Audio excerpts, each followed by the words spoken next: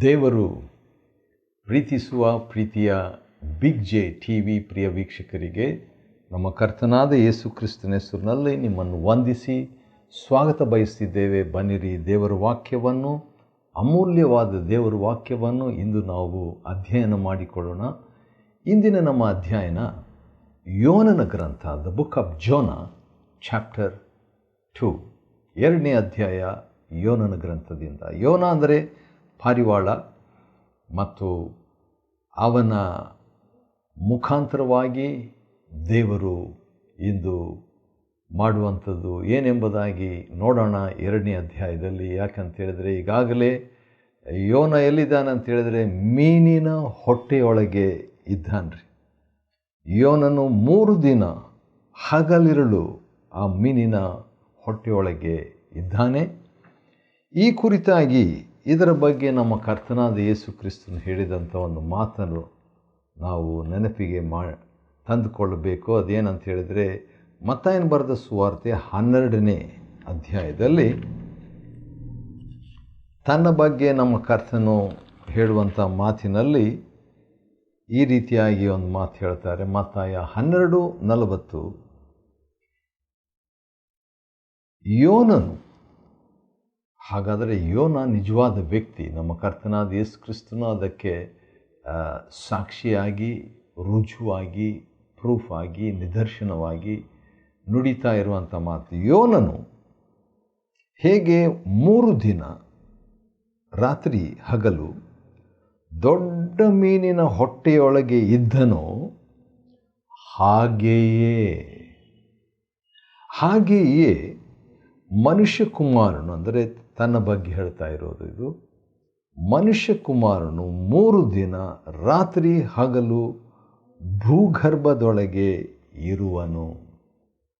ಯಾವ ರೀತಿಯಾಗಿ ಮೀನಿನ ಹೊಟ್ಟೆಯೊಳಗೆ 3 ದಿವಸ ಹಗಲಿರುಳು, 3 ದಿನ ಹಗಲಿರುಳು ಯೋನ ಇದ್ದ ಹಾಗೆ ನಮ್ಮ ಕರ್ತನಾದ ಯೇಸು ಕ್ರಿಸ್ತನು ಕೂಡ ಭೂಗರ್ಭದಲ್ಲಿ 3 ದಿನ ರಾತ್ರಿ ಹಗಲು ಇರಬೇಕು ಎಂಬ ಪ್ರವಾದನೆಯನ್ನು ಸೂಚಿಸುವಂಥ ವ್ಯಕ್ತಿಯಾಗಿದ್ದನು ಯೋನನು. ಏನೋ ಒಂದು ಆಯಿತು, ಅದು ಅವಿಧೇಯತೆಯಿಂದ ಅಲ್ಲಿ ಆಯಿತು, ಆ ಘಟನೆ ಆಯಿತು. ಅದನ್ನು ಕೂಡ ದೇವರು ಉಪಯೋಗ ಮಾಡಿಕೊಂಡು ಒಂದು ಪ್ರವಾದನೆಯ ರೂಪದಲ್ಲಿ, ಪ್ರವಾದನೆಯಾಗಿ ಅದನ್ನು ಬಳಸುವುದಕ್ಕೆ ಶಕ್ತನಾಗಿದ್ದಾನೆ ಎಂಬುದನ್ನು ಇದರಿಂದ ನಾವು ತಿಳ್ಕೊಳ್ತೀವಿ. 2ನೇ ಅಧ್ಯಾಯ ಯೋನನ ಗ್ರಂಥದಲ್ಲಿ ಯೆಹೋವನ ಬಗ್ಗೆ 12 ಸಂಗತಿಗಳನ್ನು ನಾವು ನೋಡಿಕೊಳ್ಳಬಹುದು. 12 facts about Yahweh, Jehovah or Lord. ಕರ್ತನ ಬಗ್ಗೆ 12 ಸಂಗತಿಗಳು. ನಾನು ಯೆಹೋವನಂತ ಯಾಕೆ ಹೇಳ್ತಿದ್ದೇನೆ ಅಂತ ಹೇಳಿದರೆ, ಯೆಹೋವನ ಅಂದರೆ ಅರ್ಥ ಎಂಥವನಾಗಿದ್ದೇನೋ ಅಂಥವನಾಗಿರುವೆನು, ಇರುವಾತನೇ ಆಗಿದ್ದೇನೆ. ಎಂಥವನಾಗಿದ್ದೇನೋ ಅಂಥವನಾಗಿದ್ದೇನೆ, ಎಂಥವನಾಗಿರುವೆನು ಅಂಥವನಾಗಿರುವೆನು ಎಂಬುದಾಗಿ ಅರ್ಥವನ್ನು ಕೊಡುವಂಥದ್ದು ಈ ಹೆಸರು, ದೇವರ ಹೆಸರು. ಈ ಹೆಸರನ್ನು ಯೆಹೂದ್ಯರು ಇಂದೂ ಕೂಡ ಅದನ್ನು ಉಚ್ಚರಿಸುವುದಕ್ಕೆ ಭಯಪಡುವಂಥವರು, ಹೆದರುವಂಥವರು, ಹಿಂಜರಿಯುವಂಥವರಾಗಿದ್ದಾರೆ. ಸರಿ, 12 ಪಾಠಗಳು ಸದಾ ಇರುವಾತನ ಬಗ್ಗೆ ನಾವು ಕಲಿತೇವೆ. ಮೊದಲನೇದಾಗಿ 2ನೇ ಅಧ್ಯಾಯ 1ನೇ ವಚನದಲ್ಲಿ ನೋಡುವಾಗ, ಯೋನನು ಆ ಮೀನಿನ ಹೊಟ್ಟೆಯೊಳಗಿದ್ದುಕೊಂಡು ತನ್ನ ದೇವರಾದ ಯೆಹೋವನಿಗೆ ಪ್ರಾರ್ಥನೆ ಮಾಡ್ತಾನೆ. ಹಾಗಾದರೆ ಮೊದಲನೇದಾಗಿ ಏನಂದರೆ ಸತ್ಯಾಂಶ, ಹೌದು, ಅವಿಧೇಯನಾದ ಆದರೂ ಕೂಡ ದೇವರಿಗೆ ಪ್ರಾರ್ಥನೆ ಮಾಡ್ತಾನೆ ರೀ. ದೇವ್ರನ್ನ ಬಿಟ್ಟು ಹೋಗಲಿಕ್ಕೆ ಸಾಧ್ಯವಿಲ್ಲ.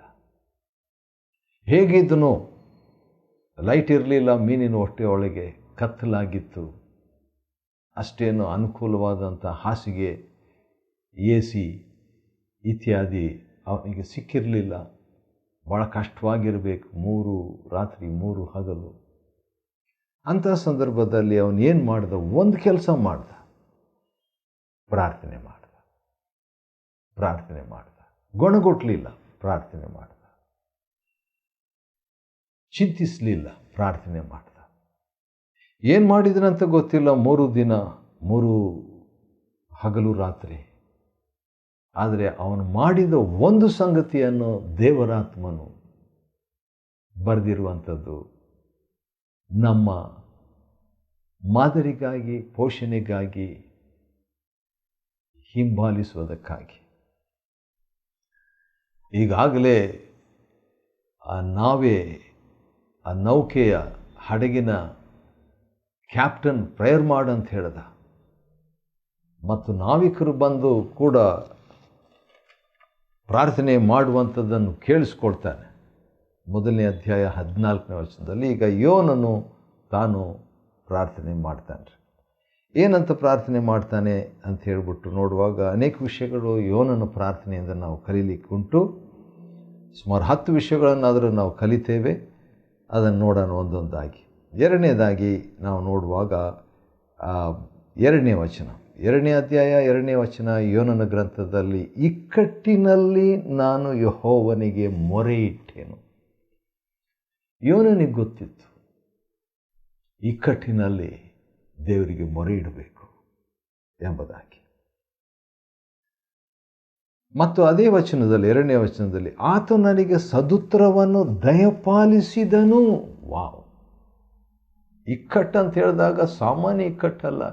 ಭೂಲೋಕದಲ್ಲಿ ಯಾರೂ ಕೂಡ ಅನುಭವಿಸದಂಥ ಒಂದು ಇಕ್ಕಟ್ಟಿನಲ್ಲಿ, ಮೀನಿನ ಹೊಟ್ಟೆಯಲ್ಲಿ, ಕತ್ತಲೆಯಲ್ಲಿ ಅವನು ಪ್ರಾರ್ಥನೆ ಮಾಡಿದ ಪ್ರಾರ್ಥನೆಗೆ ದೇವರು ಸದುತ್ತರವನ್ನು ದಯಪಾಲಿಸಿದನಂತೆ.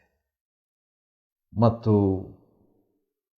ಅದು 3ನೇ ಸಂಗತಿ. 1ನೇದಾಗಿ ದೇವರಿಗೆ ಪ್ರಾರ್ಥನೆ ಮಾಡ್ತಾನೆ, 2ನೇದಾಗಿ ಇಕ್ಕಟ್ಟಿನಲ್ಲಿ ಪ್ರಾರ್ಥನೆ ಮಾಡ್ತಾನೆ, 3ನೇದಾಗಿ ದೇವರ ಬಗ್ಗೆ ನಾವು ಕಲಿಯುವಂಥ ಒಂದು ಪಾಠ, ದೇವರು ಆ ಪ್ರಾರ್ಥನೆಗೆ ಸದುತ್ತರವನ್ನು ದಯಪಾಲಿಸಿದನು, ಅವನ ಧ್ವನಿಯನ್ನು ಲಾಲಿಸಿದನು. ಮೀನಿನ ಹೊಟ್ಟೆಯಲ್ಲಿದ್ದರೇನು, ದೇವರು ಪ್ರಾರ್ಥನೆಗೆ ಕೇಳಿಸ್ಕೊಳ್ತಾನೆ. 3ನೇ ವಚನದಲ್ಲಿ 4ನೇ ಒಂದು ಪಾಠ ದೇವರ ಬಗ್ಗೆ ನಾವು ಕಲಿತೀವಿ. ಅದೇನಂತ ಹೇಳಿದರೆ, ಲೆಕ್ಕವಿಲ್ಲದ ನಿನ್ನ ಅಲೆಗಳು, ತೆರೆಗಳು ನನ್ನ ಮೇಲ್ಗಡೆ ಹಾದು ಹೋಗುತ್ತಿದ್ದವು. ನೀರಲ್ಲಿ ಅವನ್ನ ಹಾಕಿದ ತಕ್ಷಣ ಲೆಕ್ಕವಿಲ್ಲದಷ್ಟು ಅಲೆಗಳು, ತೆರೆಗಳು. ಆದರೆ ಯೋನನು ಪ್ರಾರ್ಥನೆ ಮಾಡುವಾಗ ಒಂದು ಮಾತು ಯೂಸ್ ಮಾಡ್ತಾನೆ, ಅದು ನನಗೆ ಭಾಳ ಲೈಕ್ ಆಯಿತು, ಇಷ್ಟ ಆಯಿತು. ಅದೇನಂತ ಹೇಳಿದ್ರೆ, ನಿನ್ನ ಅಲೆಗಳು, ನಿನ್ನ ತೆರೆಗಳು. ಯಾಕಂದರೆ ಈ ಅಲೆಗಳಿಗೆ ಯಜಮಾನ ದೇವರು, ತೆರೆಗಳಿಗೆ ಯಜಮಾನ ದೇವರು. ಮುಂದಿನ ಸಾರಿ ನಾವು ಸಮುದ್ರದ ಹತ್ರ ನಿಂತ್ಕೊಂಡು, ಸಮುದ್ರದ ದಡದಲ್ಲಿ ನಿಂತ್ಕೊಂಡು, ಸಮುದ್ರದ ಮೇಲೆ ಅಲ್ಲ, ಸಮುದ್ರದ ಅದು ಕೂಡ ಸಾಧ್ಯ, ಆದರೆ ದಡದಲ್ಲಿ ನಿಂತ್ಕೊಂಡು ಆ ಅಲೆಗಳು, ತೆರೆಗಳು ಬರುವಾಗ ಯೋನ 2ನೇ ಅಧ್ಯಾಯ 3ನೇ ವಚನವನ್ನು ನಾವು ನೆನಪು ಮಾಡಿಕೊಂಡು, ದೇವರೇ ಇದು ನಿನ್ನ ಅಲೆಗಳು, ನಿನ್ನ ತೆರೆಗಳು ಅಂತ ಹೇಳನ್ರಿ. 4ನೇ ವಚನದಲ್ಲಿ ದೇವರ ಬಗ್ಗೆ ನಾವು ಕಲಿಯುವಂಥ 5ನೇ ಪಾಠ ಏನಂತ ಹೇಳಿದರೆ, ನಿನ್ನ ಸನ್ನಿಧಾನದಿಂದ ಬಿಸಾಡಲ್ಪಟ್ಟಿದ್ದೇನೆ ಅಂದುಕೊಂಡೇನು. ಆ ಬಿಸಾಡಲ್ಪಟ್ಟಾಗ ಅವನಿಗೆ ಅನಿಸಿದ ಅನಿಸಿಕೆ ಏನಂತ ಹೇಳಿದರೆ, ದೇವರ ಸನ್ನಿಧಾನದಿಂದ ಬಿಸಾಡಲ್ಪಟ್ಟಿದ್ದೇನೆ. ಮೊದಲೇನು ಅಂದ್ಕೊಂಡ, ದೇವರ ಸನ್ನಿಧಾನದಿಂದ ಓಡಿ ಹೋಗ್ತಾ ಇದ್ದೀನಿ ಅಂದ್ಕೊಂಡ. ದೇವರ ಸನ್ನಿಧಾನದ ಬಗ್ಗೆ ಮತ್ತೆ ಮತ್ತೆ ಈ 2 ಅಧ್ಯಾಯದಲ್ಲಿ ಸುಮಾರು 4-5 ಸಾರಿ ಬಂದಿದ್ದಾರೆ. ಆ ರೀತಿಯಾಗಿ ದೇವರ ಸನ್ನಿಧಾನದಿಂದ ಹೋಗ್ಬಿಟ್ನೇನೋ ಅಂತ ಅಂದ್ಕೊಂಡ್ರೆ, ಆದರೂ ನಿನ್ನ ಪರಿಶುದ್ಧಾಲಯವನ್ನು ಪುನಃ ದರ್ಶನ ಮಾಡುವೆನು. ವಾವ್! ಎಲ್ಲಿಂದ ಪ್ರೇಯರ್ ಮಾಡ್ತಾ ಇದ್ದಾನೆ? ಮೀನಿನ ಹೊಟ್ಟೆಯೊಳಗಿಂದ, ಇಕ್ಕಟ್ಟಿನಲ್ಲಿ, ಕತ್ತಲೆಯಲ್ಲಿ, ಬಹುಶಃ ದುರ್ವಾಸನೆಯಲ್ಲಿ, ಏನೂ ಕಾಣದೇ ಇರುವಂಥ ಸ್ಥಿತಿಯಲ್ಲಿ, ನಿರೀಕ್ಷೆನೇ ಇಲ್ಲ ಅನ್ನುವಂಥ ವಾತಾವರಣದಲ್ಲಿ ಯೋನನು ಪ್ರಾರ್ಥನೆ ಮಾಡ್ತಿದ್ದಾನೆ. ಆದರೆ ನಿರೀಕ್ಷೆಯ ಮಾತನ್ನು ಹೇಳ್ತಾನೆ, ನಿನ್ನ ಪರಿಶುದ್ಧಾಲಯವನ್ನು ಪುನಃ ದರ್ಶನ ಮಾಡುವೆನು, ನಾನು ನಿನ್ನ ಆಲಯಕ್ಕೆ ಬರ್ತೀನಿ, ದೇವಾಲಯಕ್ಕೆ ನಾನು ಮತ್ತೆ ಬರ್ತೀನಿ ಎಂಬ ನಿರೀಕ್ಷೆಯಿಂದ ಪ್ರಾರ್ಥನೆ ಮಾಡ್ತಾ ಇದ್ದಾನೆ. ಆ ರೀತಿಯಾಗಿ ಪ್ರಾರ್ಥನೆ ಮಾಡಿಬಿಟ್ಟು 6ನೇ ವಚನದಲ್ಲಿ 7ನೇ ಪಾಠ ದೇವರ ಬಗ್ಗೆ ನಾವು ಕಲಿಯುವಂತೆ ಒಂದು ಮಾತಿದೆ. ಅದೇನೆಂದರೆ, ನನ್ನ ದೇವರಾದ ಯೆಹೋವನೇ, ನೀನು ನನ್ನ ಪ್ರಾಣವನ್ನು ಅಧೋಲೋಕದೊಳಗಿಂದ ಉದ್ಧರಿಸಿದಿ. You saved me. ಹಾಗಾದರೆ ದೇವರ ಬಗ್ಗೆ ಇನ್ನೊಂದು ಪಾಠ ಯೋನನಿಂದ ನಾವು ಕಲಿಯುವಂಥದ್ದು, ಆತನು ಉದ್ಧಾರಕನು, ಆತನು ದೇವರು ರಕ್ಷಿಸುವಾತನು ಅಂತ ಹೇಳಿಬಿಟ್ಟು. ಹಾಗೆ ಮುಂದುವರಿಸೋದಾದರೆ 7ನೇ ವಚನದಲ್ಲಿ ನಾವು ನೋಡುವಾಗ, ನನ್ನ ಆತ್ಮವು ನನ್ನಲ್ಲಿ ಕುಂದಿದಾಗ, ಈ ಇಡೀ ಪ್ರಾರ್ಥನೆ 2ನೇ ಅಧ್ಯಾಯದಲ್ಲಿ ಇರುವಂಥ ಯೋನನ ಪ್ರಾರ್ಥನೆಯನ್ನು ನಾವು ಓದಿಬಿಟ್ಟು ಅದು ಎಷ್ಟು ಟೈಮ್ ಆಗ್ತದೆ ಅಂತ ನೋಡುವಾಗ 1 ನಿಮಿಷ, ಸುಮಾರು 1 ನಿಮಿಷ, ಭಾಳ ಅಂದರೆ 2 ನಿಮಿಷದ ಒಂದು ಪ್ರಾರ್ಥನೆ ನಾವು ನೋಡ್ತೀವಿ. ಆದರೆ ಉಳಿದಂಥ 3 ದಿನ ಹಗಲು ರಾತ್ರಿ ಏನೆಲ್ಲ ಅವನು ಮಾಡ್ತಿದ್ದ ಅಂತ ಹೇಳ್ಬಿಟ್ಟು ನೋಡುವಾಗ ಒಂದು ವಿಷಯ ಇಲ್ಲಿ ಹೇಳ್ತಾನೆ, ನನ್ನ ಆತ್ಮವು ನನ್ನಲ್ಲಿ ಕುಂದಿದಾಗ. ಬಹುಶಃ ಹೌದು, ಪ್ರಾರ್ಥನೆ ಮಾಡ್ದ, ಕುಂದಿ ಹೋದಾಗ ಪ್ರಾರ್ಥನೆ ಮಾಡ್ದ. ಯೆಹೋವನಾದ ನಿನ್ನನ್ನು ಸ್ಮರಿಸಿದನು. ಭಾಳ ಒಳ್ಳೆಯ ಒಂದು ತೀರ್ಮಾನ. ನಾನು ಕೂಡ ಕುಂದಿದಾಗ, ನನ್ನ ಮನಸ್ಸು ಕುಂದಿದಾಗ ದೇವರನ್ನು ನಾನು ಸ್ಮರಿಸಬೇಕು. ನಾವು ಕೂಡ ಮನಗುಂದಿದಾಗ ದೇವರನ್ನು ಸ್ಮರಿಸೋಣ. ಅದು ಇನ್ನೊಂದು ಪಾಠ.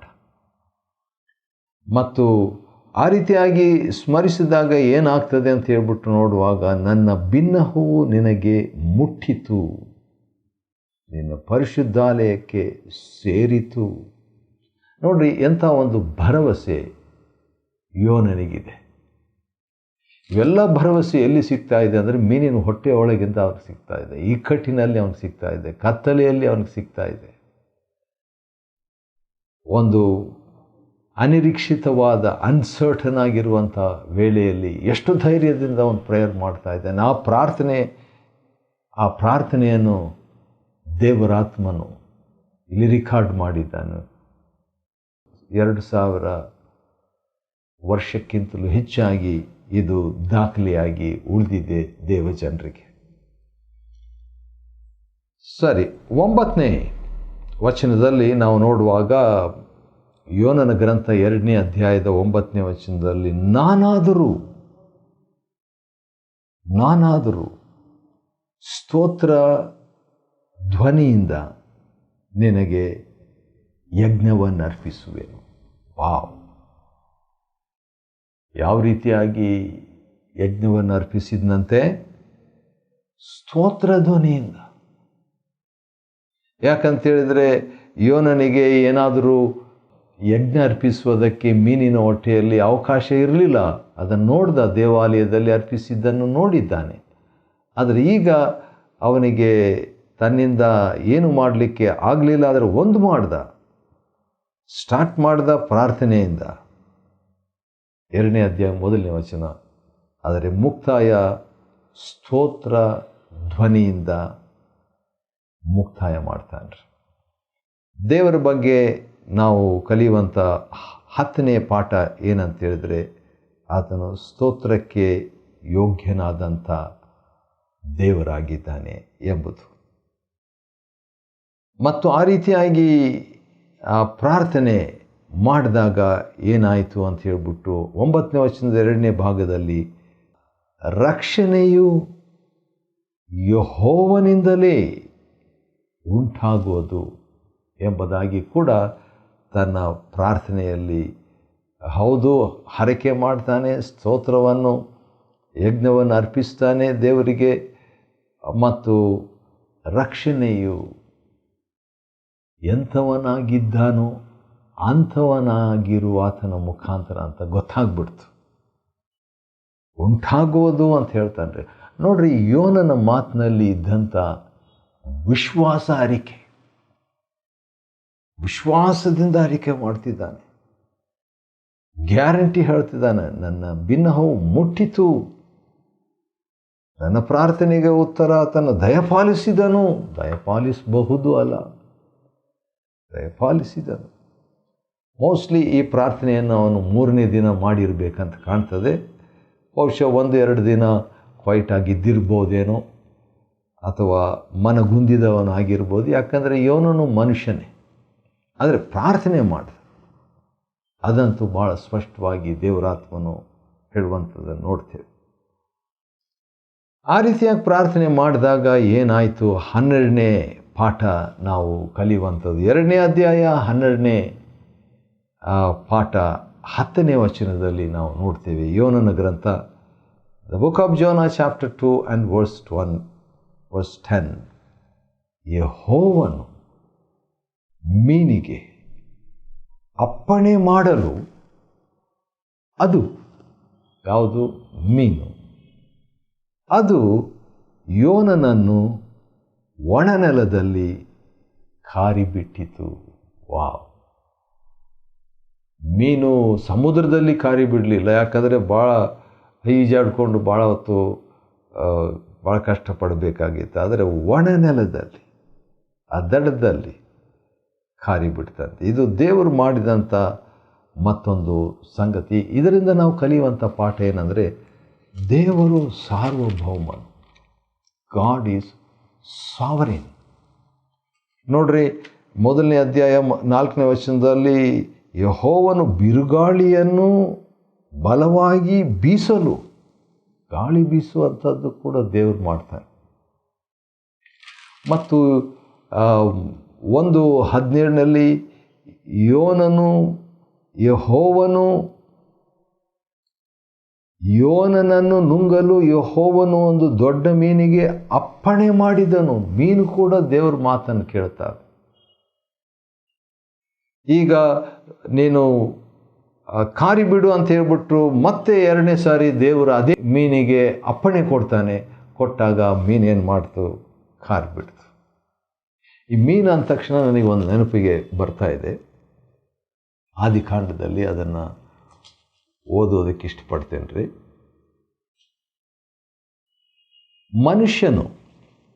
ದೇವರು ಮನುಷ್ಯನನ್ನು ಉಂಟು ಮಾಡಿ, ಮನುಷ್ಯನನ್ನು ದೇವರು ತನ್ನ ಸ್ವರೂಪದಲ್ಲಿ ಉಂಟು ಮಾಡಿ, ಮನುಷ್ಯನನ್ನು ದೇವರು ಆಶೀರ್ವದಿಸಿದನು. God blessed Adam. ಆದಿಕಾಂಡ 1:27 ಮತ್ತು 28. ಆದರೆ ಆದಾಮನಿಗಿಂತ ಮುಂಚೆ ದೇವರ ಆಶೀರ್ವಾದ ಪಡ್ಕೊಂಡದ್ದು ಯಾರು? ಆದಾಮನಿಗೆ ಮುಂಚೆ ಯಾರು ಆಶೀರ್ವಾದ ಪಡ್ಕೊಂಡ್ರು? ನೋಡೋಣ ಬನ್ರಿ. 1ನೇ ಅಧ್ಯಾಯ 22ನೇ ವಚನ. ಇದಲ್ಲದೆ ದೇವರು ಅವುಗಳಿಗೆ ಅಂದರೆ ಯಾರಿಗೆ? ಅವುಗಳೇ ಅಂತ ಹೇಳಿದರೆ ಪಕ್ಷಿಗಳು ಮತ್ತು ಮೀನುಗಳು. ಮೀನು, ಪಕ್ಷಿ ಇವುಗಳಿಗೆ ಅಭಿವೃದ್ಧಿಯಾಗಿ ಹೆಚ್ಚಿರಿ, ಜಲಚರಗಳ ಸಮುದ್ರ ನೀರಿನಲ್ಲಿ ತುಂಬಿಕೊಳ್ಳಲಿ, ಪಕ್ಷಿಗಳು ಭೂಮಿಯ ಮೇಲೆ ಹೆಚ್ಚಲಿ ಎಂದು ಹೇಳಿ ಆಶೀರ್ವದಿಸಿದನು. ವಾವ್! ಆದಿಕಾಂಡ 1:22. ಹಾಗಾದರೆ ಆದಾಮನಿಗಿಂತ ಮುಂಚೆ ದೇವರ ಆಶೀರ್ವಾದವನ್ನು ಈ ಮೀನು, ಪಕ್ಷಿಗಳು ಹೊಂದಿಕೊಂಡು ಅಂತ. ಆದ ಕಾರಣ ಈಗ ಆಶೀರ್ವಾದ ಹೊಂದಿದ ಮೀನಿನ ತಲೆಮಾರು ದೇವ್ರ ಮಾತು ಕೇಳಿದ್ವು. ನಾವು ಆ ರೀತಿಯಾಗಿ ಆಶೀರ್ವಾದ ಹೊಂದಿದ ಮೇಲೆ ದೇವರ ಮಾತಿಗೆ ಅಪ್ಪಣೆಗೆ ಒಳಪಡಬೇಕಲ್ಲ. ಅದರಲ್ಲಿಯೂ ದೇವರ ಸ್ವರೂಪದಲ್ಲಿ ಉಂಟು ಮಾಡಿದ್ದರಿಂದ ಪ್ರಾರ್ಥನೆ ಮಾಡಿದಾಗ ಬಿಡುಗಡೆ ಆಗಲಿಲ್ಲ, ಸ್ತೋತ್ರ ಮಾಡಿದಾಗ ಯೋನನಿಗೆ ಬಿಡುಗಡೆ ಆಯಿತು. ಯೋನನ ಗ್ರಂಥ 2ನೇ ಅಧ್ಯಾಯವನ್ನು ಅಧ್ಯಯನ ಮಾಡಿಕೊಳ್ಳುವಂತೆ ದೇವರು ಕೊಟ್ಟ ಕೃಪೆಗಾಗಿ ಆತನಿಗೆ ಸ್ತೋತ್ರವಾಗಲಿ. ದೇವರು ನಿಮ್ಮನ್ನು ಆಶೀರ್ವದಿಸಲಿ.